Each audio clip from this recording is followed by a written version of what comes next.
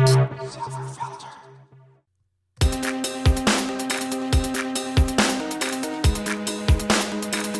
Hello and welcome to another episode of Take One with me, Silverfilter.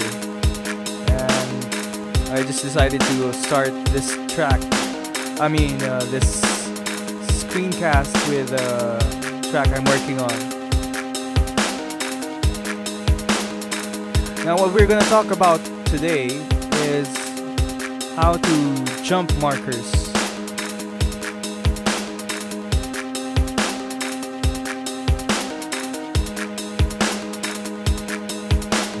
Because I noticed the problem with reason and record is I feel that the markers aren't that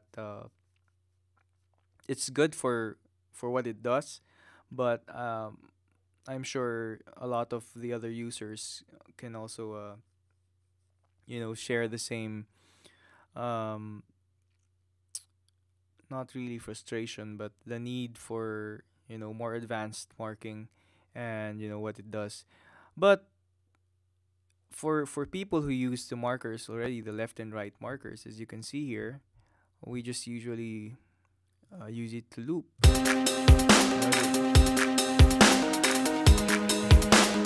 So we press the loop here, and we can see that it went back to the left marker. Now this is usually the main use of the L and R marker.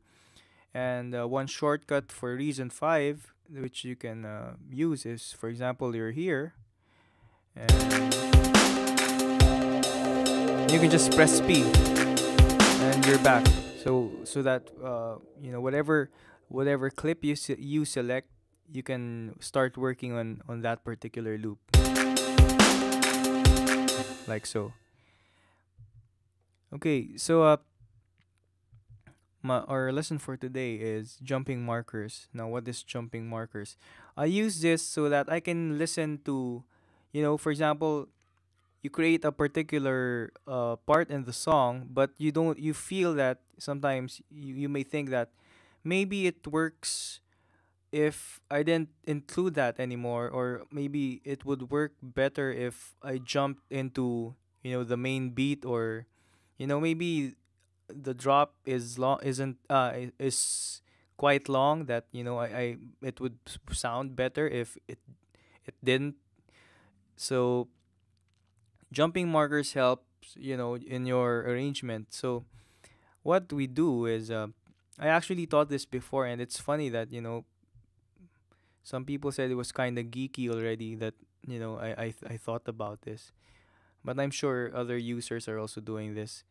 um what I do is, because usually this is the usual look we have, when using the L and R, L first and R first. What I do now is sometimes I put the L right after the R. I put the L where I want where I want the particular song to skip to. So for example, I didn't want this drop.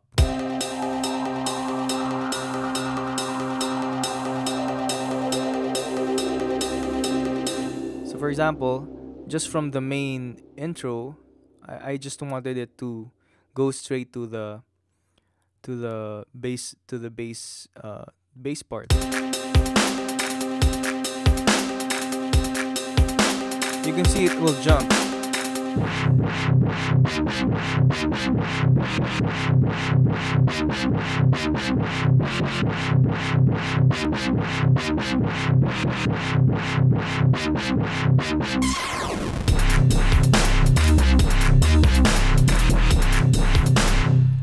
So there, it's just a simple tool for anyone, just so you can pre-listen to how your track will sound. You don't have to erase it.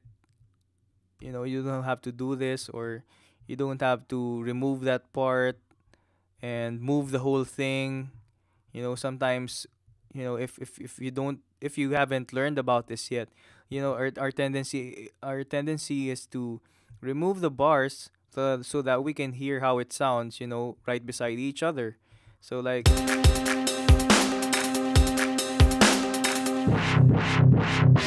you know, but with the jumping markers method, we can just put our markers here, the right here.